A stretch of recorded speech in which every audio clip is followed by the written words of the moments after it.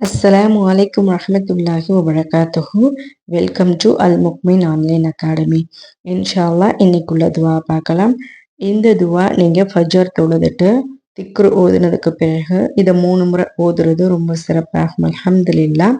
பிஸ்மில்லாஹிர் ரஹ்மானிர் ரஹீம்.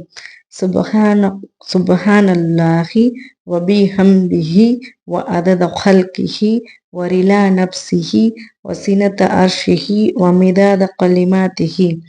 அல்லாஹுடைய படைப்புகளின் எண்ணிக்கை அளவுக்கும் அவன் உவக்கும் அளவுக்கும் அவனது அரியணையின் எடையளவுக்கும் அவனுடைய சொற்களின் எண்ணிக்கை அளவுக்கும் அல்லாஹுவை போற்றி புகழ்ந்து அவனை தூயவன் என துதிக்கிறேன்.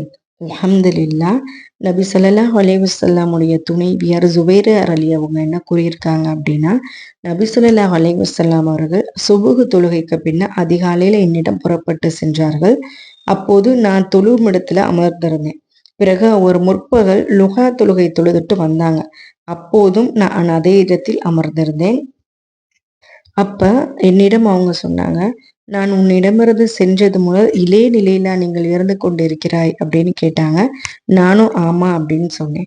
அதுக்கு நபி ஸல்லல்லாஹு அலைஹி வஸல்லம் அவர்கள், நான் உன்னிடமிருந்து சென்றதற்கு பிறகு 4 துதி சொற்களை 3 முறை சொன்னேன்.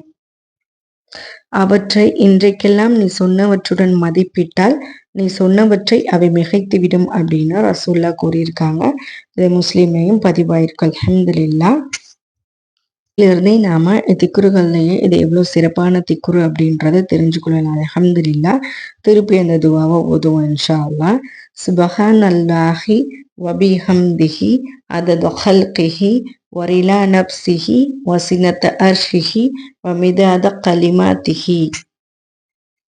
நாமும் இந்த துவாவை தெரிந்து கொண்டது போல் இன்ஷா அல்லாஹ் நம்முடைய குடும்பத்திற்கும் இதை ஷேர் செய்வோம். அஸ்ஸலாமு அலைக்கும் வரஹ்மத்துல்லாஹி வபரகாத்துஹு.